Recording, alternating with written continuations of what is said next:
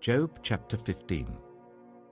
Then Eliphaz the Temanite replied, "Would a wise person answer with empty notions, or fill their belly with the hot east wind? Would they argue with useless words, with speeches that have no value? But you even undermine piety and hinder devotion to God. Your sin prompts your mouth. You adopt the tongue of the crafty. Your own mouth condemns you, not mine. Your own lips testify against you. Are you the first man ever born? Were you brought forth before the hills? Do you listen in on God's counsel? Do you have a monopoly on wisdom? What do you know that we do not know? What insights do you have that we do not have? The gray-haired and the aged are on our side, men even older than your father. Are God's consolations not enough for you, words spoken gently to you? Why has your heart carried you away, and why do your eyes flash, so that you vent your rage against God and pour out such words from your mouth? What are mortals, that they could be pure? Or those born of woman, that they could be righteous? If God places no trust in his holy ones, if even the heavens are not pure in his eyes, how much less mortals, who are vile and corrupt, who drink up evil like water? Listen to me, and I will explain to you. Let me tell you what I have seen, what the wise have declared, hiding nothing received from their ancestors, to whom alone the land was given when no foreigners moved among them. All his days the wicked man suffers torment, the ruthless man, through all the years stored up for him. Terrifying sounds fill his ears. When all seems well, marauders attack him. He despairs of escaping the realm of darkness. He is marked for the sword. He wanders about for food like a vulture. He knows the day of darkness is at hand. Distress and anguish fill him with terror. Troubles overwhelm him, like a king poised to attack, because he shakes his fist at God and vaunts himself against the Almighty, defiantly charging against him with a thick, strong shield. Though his face is covered with fat, and his waist bulges with flesh, he will inhabit ruined towns and houses where no one lives, houses crumbling to rubble. He will no longer be rich, and his wealth will not endure, nor will his possessions spread over the land. He will not escape the darkness. A flame will wither his shoots, and the breath of God's mouth will carry him away. Let him not deceive himself by trusting what is worthless, for he will get nothing in return. Before his time he will wither, and his branches will not flourish. He will be like a vine stripped of its unripe grapes, like an olive tree shedding its blossoms. For the company of the godless will be barren, and fire will consume the tents of those who love bribes. They conceive trouble and give birth to evil. Their womb fashions deceit. Job chapter 16. Then Job replied, "I have heard many things like these. You're miserable comforters, all of you. Will your long-winded speeches never end? What ails you that you keep on arguing? I also could speak like you if you were in my place. I could make fine speeches against you and shake my head at you. But my mouth would encourage you. Comfort from my lips would bring you relief. Yet if I speak, my pain is not relieved, and if I refrain, it does not go away. Surely, God, you have worn me out. You have devastated my entire household. You have shriveled me up, and it has become a witness. My gauntness rises up and testifies against me. God assails me and tears me in his anger and gnashes his teeth at me. My opponent fastens on me his piercing eyes. People open their mouths to jeer at me. They strike my cheek in scorn and unite together against me. God has turned me over to the ungodly and thrown me into the clutches of the wicked. All was well with me, but he shattered me. He seized me by the neck and crushed me. He has made me his target. His archers surround me. Without pity, he pierces my kidneys and spills my gall on the ground. Again and again he bursts upon me. He rushes at me like a warrior. I have sewed sackcloth over my skin and buried my brow in the dust. My face is red with weeping. Dark shadows ring my eyes. Yet my hands have been free of violence, and my prayer is pure. Earth, do not cover my blood. May my cry never be laid to rest. Even now my witness is in heaven. My advocate is on high.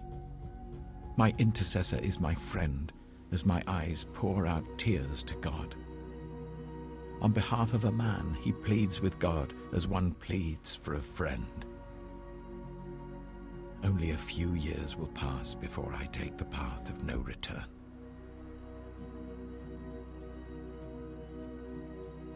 Job chapter 17. My spirit is broken, my days are cut short, the grave awaits me.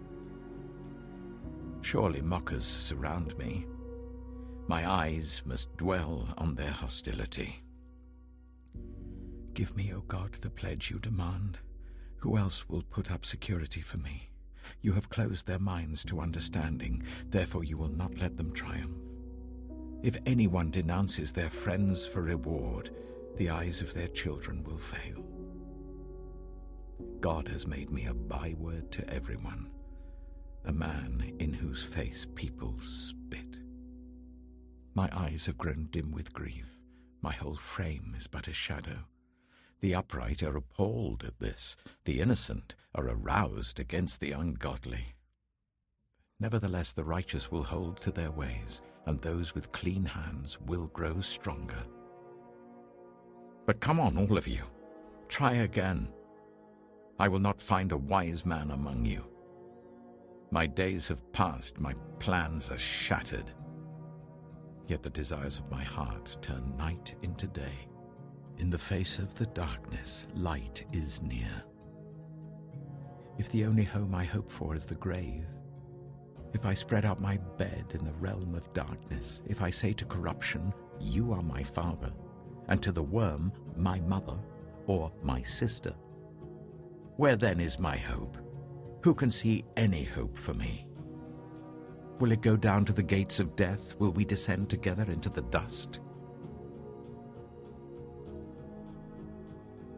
Job chapter 18. Then Bildad the Shuhite replied, When will you end these speeches? Be sensible, and then we can talk.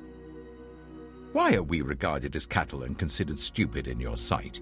You, who tear yourself to pieces in your anger. Is the earth to be abandoned for your sake, or must the rocks be moved from their place? The lamp of a wicked man is snuffed out, the flame of his fire stops burning. The light in his tent becomes dark, the lamp beside him goes out. The vigor of his step is weakened, his own schemes throw him down. His feet thrust him into a net. He wanders into its mesh. A trap seizes him by the heel, a snare holds him fast. A noose is hidden for him on the ground, a trap lies in his path. Terrors startle him on every side and dog his every step. Calamity is hungry for him. Disaster is ready for him when he falls. It eats away parts of his skin. Death's firstborn devours his limbs. He is torn from the security of his tent and marched off to the king of terrors. Fire resides in his tent. Burning sulfur is scattered over his dwelling. His roots dry up below, and his branches wither above. The memory of him perishes from the earth. He has no name in the land. He is driven from light into the realm of darkness and is banished from the world. He has no offspring or descendants among his people, no survivor where once he lived. People of the west are appalled at his fate. Those of the east are seized with horror. Surely such is the dwelling of an evil man. Such is the place of one who does not know God. Job chapter 19. Then Job replied, How long will you torment me and crush me with words? 10 times now you have reproached me. Shamelessly you attack me. If it is true that I have gone astray, my error remains my concern alone. If indeed you would exalt yourselves above me and use my humiliation against me, then know that God has wronged me and drawn his net around me. Though I cry, violence, I get no response. Though I call for help, there is no justice. He has blocked my way so that I cannot pass. He has shrouded my paths in darkness.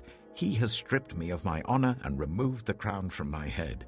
He tears me down on every side till I am gone.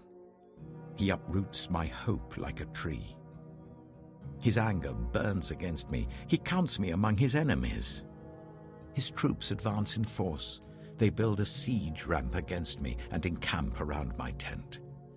He has alienated my family from me. My acquaintances are completely estranged from me. My relatives have gone away. My closest friends have forgotten me. My guests and my female servants count me a foreigner. They look upon me as a stranger. I summon my servant, but he does not answer, though I beg him with my own mouth. My breath is offensive to my wife. I'm loathsome to my own family. Even the little boys scorn me. When I appear, they ridicule me. All my intimate friends detest me. Those I love have turned against me. I am nothing but skin and bones. I have escaped only by the skin of my teeth. Have pity on me, my friends. Have pity, for the hand of God has struck me. Why do you pursue me as God does? Will you never get enough of my flesh? Oh, that my words were recorded, that they were written on a scroll, that they were inscribed with an iron tool on lead or engraved in rock forever. I know that my Redeemer lives, and that in the end he will stand on the earth. And after my skin has been destroyed, yet in my flesh I will see God. I myself will see him with my own eyes, I and not another. How my heart yearns within me. If you say, "How we will hound him, since the root of the trouble lies in him," you should fear the sword yourselves. For wrath will bring punishment by the sword, and then you will know that there is judgment. Job chapter 20. Then Zophar the Naamathite replied, "My troubled thoughts prompt me to answer because I am greatly disturbed. I hear a rebuke that dishonors me, and my understanding inspires me to reply. Surely you know how it has been from old, ever since mankind was placed on the earth, that the mirth of the wicked is brief, the joy of the godless lasts but a moment. Though the pride of the godless person reaches to the heavens and his head touches the clouds, he will perish forever, like his own dung. Those who have seen him will say, 'Where is he?' Like a dream he flies away, no more to be found, banished like a vision of the night. The eye that saw him will not see him again. His place will look on him no more. His children must make amends to the poor, his own hands must give back his wealth. The youthful vigor that fills his bones will lie with him in the dust. Though evil is sweet in his mouth, and he hides it under his tongue, though he cannot bear to let it go, and lets it linger in his mouth, yet his food will turn sour in his stomach. It will become the venom of serpents within him. He will spit out the riches he swallowed. God will make his stomach vomit them up. He will suck the poison of serpents. The fangs of an adder will kill him. He will not enjoy the streams, the rivers flowing with honey and cream. What he toiled for, he must give back uneaten. He will not enjoy the profit from his trading. For he has oppressed the poor and left them destitute. He has seized houses he did not build. Surely he will have no respite from his craving. He cannot save himself by his treasure. Nothing is left for him to devour. His prosperity will not endure. In the midst of his plenty, distress will overtake him. The full force of misery will come upon him. When he has filled his belly, God will vent his burning anger against him and rain down his blows on him. Though he flees from an iron weapon, a bronze-tipped arrow pierces him. He pulls it out of his back, the gleaming point out of his liver. Terrors will come over him. Total darkness lies in wait for his treasures.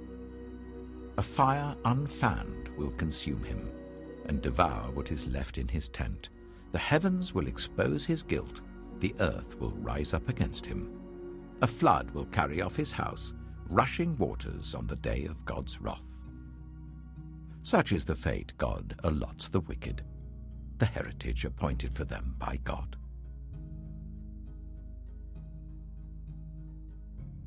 Job chapter 21. Then Job replied, "Listen carefully to my words. Let this be the consolation you give me. Bear with me while I speak, and after I have spoken, mock on.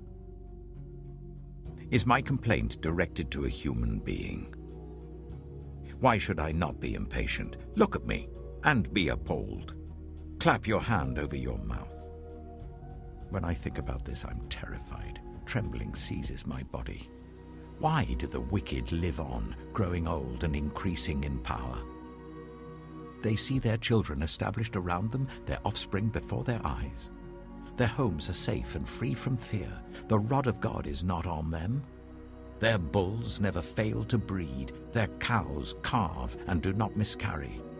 They send forth their children as a flock. Their little ones dance about. They sing to the music of tambourine and lyre. They make merry to the sound of the pipe. They spend their years in prosperity and go down to the grave in peace. Yet they say to God, 'Leave us alone. We have no desire to know your ways. Who is the Almighty that we should serve him? What would we gain by praying to him?' But their prosperity is not in their own hands. So I stand aloof from the plans of the wicked. Yet how often is the lamp of the wicked snuffed out? How often does calamity come upon them, the fate God allots in his anger? How often are they like straw before the wind, like chaff swept away by a gale? It is said, 'God stores up the punishment of the wicked for their children.' Let him repay the wicked, so that they themselves will experience it. Let their own eyes see their destruction. Let them drink the cup of the wrath of the Almighty. For what do they care about the families they leave behind when their allotted months come to an end? Can anyone teach knowledge to God, since he judges even the highest? One person dies in full vigor, completely secure and at ease, well-nourished in body, bones rich with marrow. Another dies in bitterness of soul, never having enjoyed anything good. And side by side, they lie in the dust, and worms cover them both. I know full well what you're thinking, the schemes by which you would wrong me. You say, 'Where now is the house of the great, the tents where the wicked lived?' Have you never questioned those who travel? Have you paid no regard to their accounts? That the wicked are spared from the day of calamity, that they are delivered from the day of wrath? Who denounces their conduct to their face? Who repays them for what they have done? They are carried to the grave, and watch is kept over their tombs. The soil in the valley is sweet to them. Everyone follows after them, and a countless throng goes before them. So how can you console me with your nonsense? Nothing is left of your answers but falsehood. Job chapter 22. Then Eliphaz the Temanite replied, "Can a man be of benefit to God? Can even a wise person benefit him? What pleasure would it give the Almighty if you were righteous? What would he gain if your ways were blameless? Is it for your piety that he rebukes you and brings charges against you? Is not your wickedness great? Are not your sins endless? You demanded security from your relatives for no reason. You stripped people of their clothing, leaving them naked. You gave no water to the weary, and you withheld food from the hungry, though you were a powerful man owning land. an honored man, living on it. And you sent widows away empty-handed and broke the strength of the fatherless. That is why snares are all around you, why sudden peril terrifies you, why it is so dark that you cannot see, and why a flood of water covers you. Is not God in the heights of heaven? And see how lofty are the highest stars. Yet you say, what does God know? Does he judge through such darkness? Thick clouds veil him, so he does not see us as he goes about in the vaulted heavens. Will you keep to the old path that the wicked have trod? They were carried off before their time, their foundations washed away by a flood. They said to God, leave us alone. What can the Almighty do to us? Yet it was he who filled their houses with good things. So I stand aloof from the plans of the wicked.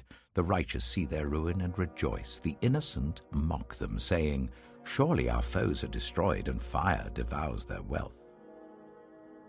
Submit to God and be at peace with him. In this way prosperity will come to you.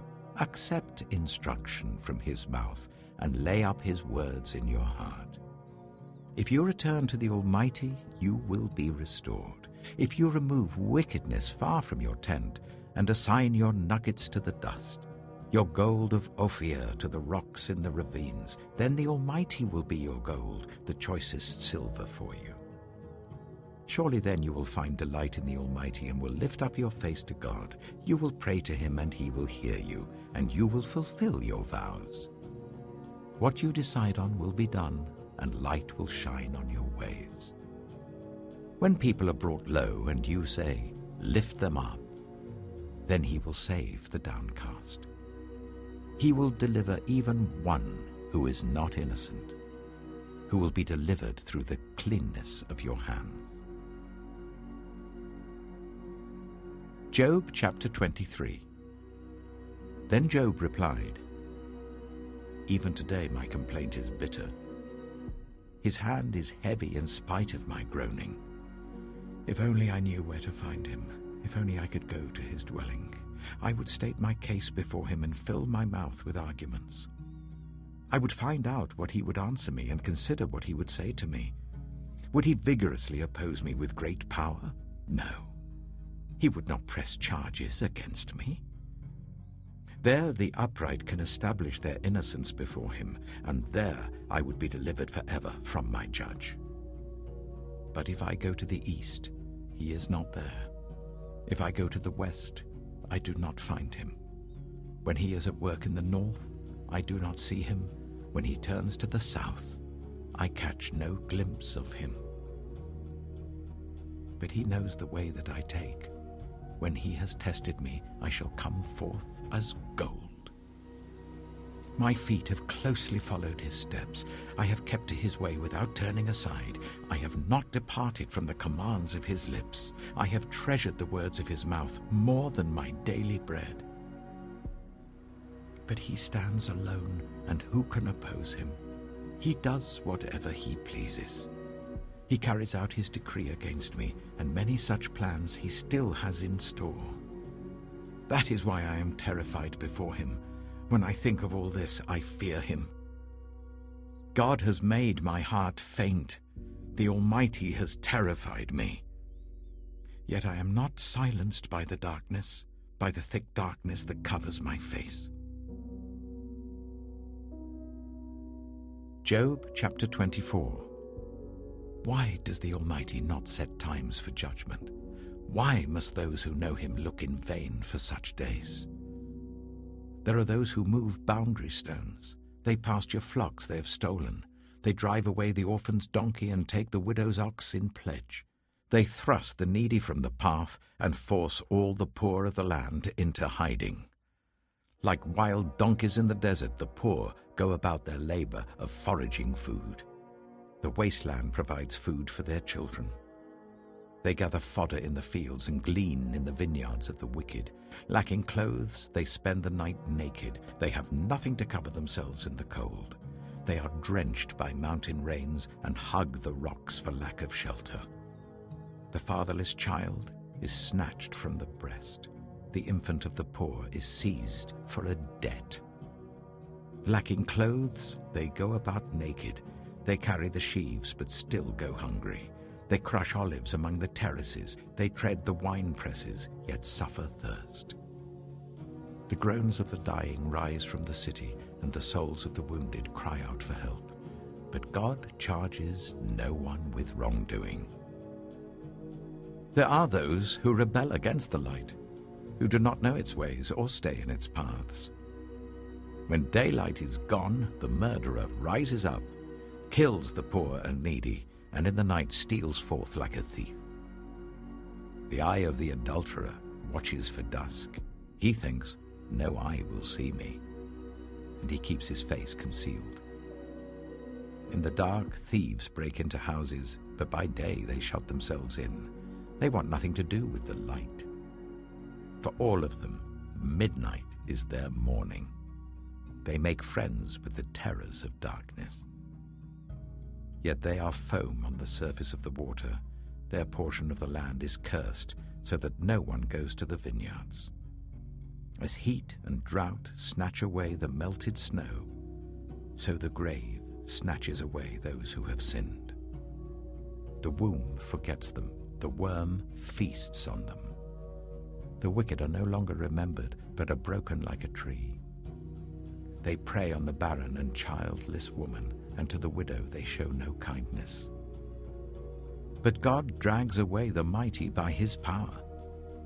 Though they become established, they have no assurance of life. He may let them rest in a feeling of security, but his eyes are on their ways. For a little while they are exalted, and then they are gone. They are brought low and gathered up like all others. They are cut off like ears of corn. If this is not so, who can prove me false and reduce my words to nothing?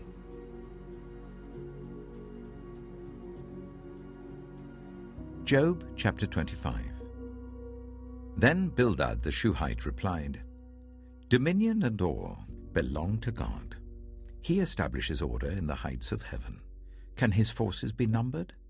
On whom does his light not rise? How then can a mortal be righteous before God? How can one born of woman be pure?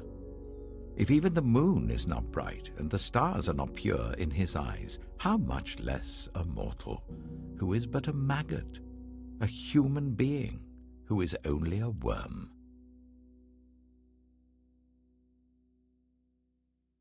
Job chapter 26. Then Job replied, "How you have helped the powerless! How you have saved the arm that is feeble! What advice you have offered to one without wisdom! And what great insight you have displayed! Who has helped you utter these words, and whose spirit spoke from your mouth?